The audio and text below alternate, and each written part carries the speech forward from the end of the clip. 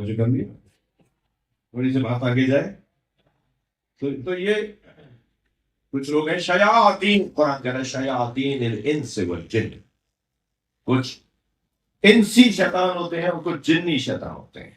اچھا وہ میں نے ایک جملہ کہا کہ شیطان ابلیس ہوا، ابلیس دھوکہ دینے والے کو کہتے ہیں نا، تو دھوکہ دینے والا، اب یہ دھوکہ دینے والا لفظ تو ایسا ہے جیسے کسی اور کو دھوکہ دے رہا ہو، لیکن جو کسی اور کو دھوکہ دے رہا ہوتا ہے نا وہ کسی کو دھوکہ دینے سے پہلے خود کو دھوکہ دیتا ہے، تبھی تو کسی کو اور کو دھوکہ دیتا ہے۔ وہ دھوکہ دینے والا پہلے خود کو دھوکہ دیتا ہے تب کسی اور کو دھوکہ دیتا ہے۔ یہ بڑی گاڑی میں بیٹھنے والا سب سے پہلے تو خود کو دھوکہ دے رہا ہے نا کہ میں بڑا آدمی ہوں۔ یہ مہنگے گھر میں رہنے والا اور پھر پیدل چلنے والے کو اور جھونپڑی میں رہنے والے کو ذلیل سمجھنے والا۔ اب مولا علی فرما رہے ما لبثت علی نفسی ولا لبث علی، آج تک علی نے خود کو دھوکہ نہیں دیا۔ جملہ میرے مولا کا پورا ترجمہ کرو، مولا فرما رہے آج تک علی نے خود کو دھوکہ نہیں دیا اور دنیا میں کوئی پیدا نہیں ہوا جو علی کو دھوکہ دے سکا۔ صلوات پڑھنے محمد و آل محمد۔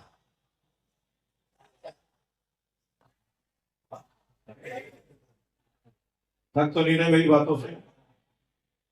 تو یاد رہے کہ انسان نما کچھ شیطان ہوتے ہیں۔ اچھا بہت ساری علامتیں ہیں، بہت ساری علامتیں ہیں کہ وہ کہتے ہیں نا شہد اصلی ہے تو اس کو کیسے پہچانیں گے؟ مثال کے طور پر بس کے لے کے یہ دودھ خالص ہے تو کیسے پہچانیں گے؟ چیزوں کو بھی پہچاننے کی کچھ علامتیں ہوتی ہیں نا، ایسے ہی شیطان انسان نما شیطانوں کو پہچاننے کی بھی کچھ نشانیاں ہیں۔ ممکن ہے ہمارے ساتھ رہتا ہو، ممکن ہے ہمارا بعض دوست بھی بن گیا ہو، ہم اتنے عرصے سے اس کے دوست ہیں مگر وہ تو شیطان ہے، تو کیسے پہچانیں گے؟ بہت ساری ایک لمبی لسٹ ہے، اس وقت میں اپنے جو اصلی مضمون ہے اس سے دور ہو جاؤں گا۔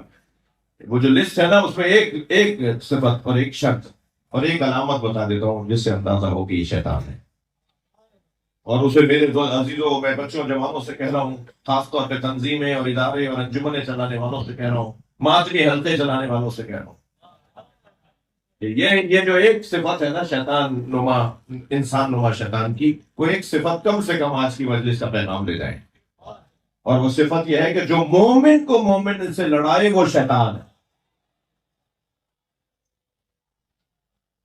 صلوات پڑھیں محمد و آل محمد۔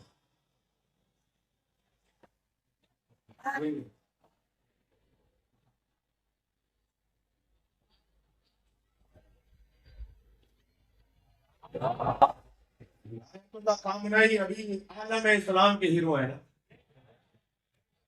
ان کی میں نصیحت سن رہا تھا، وہ نصیحت فرمایا تھے کہ اگر کوئی کسی مومن کو لڑانے کی بات کرے سمجھو شیطان کی آواز،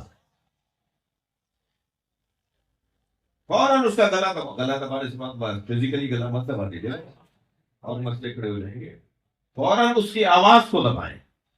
جب آپ کے درمیان کوئی اس طرح کی بات کرے، کسی سے لڑنے کی اور اختلاف کی اور جھگڑے کی بات کرے اور دوریاں اور غلط فہمیاں پھیلائے اور اس کو ہوا دے، تو فوراً اس کی آواز کو وہاں دبا دو، خبردار کوئی اور بات کرو، ہمیں یہ بات پسند نہیں ہے جو کسی کے خلاف ہو رہی ہو۔ خاص طور پر یہ دور عزیزان گرامی، کیونکہ عالمی سطح پر عزاداری امام حسین نے آپ کے چہرے کو واضح کیا ہے، آپ سے دشمنیاں بڑھیں گی، آپ کی مخالفتیں بڑھیں گی، آپ کے ساتھ سازشیں کی جائیں گی، آپ کی راہ میں رکاوٹیں ڈالی جائیں گی۔ ان میں سے ایک رکاوٹ یہی ہے جو ظاہرین کے ساتھ اس وقت ہو رہا ہے، یہ جو کچھ ہو رہا ہے نا یہ ان میں سے ایک رکاوٹ ہے۔ بعض لوگ سمجھتے ہیں کہ ہم لوگ نہیں سمجھتے، بعض لوگ سمجھتے ہیں کہ ہم نہیں سمجھتے، یہ انہوں نے کسی عرب ملک کو راضی کرنے کے لیے کیا ہے۔ بس اس سے زیادہ نہیں بولوں گا، صلوات پڑھنا محمد و آل محمد۔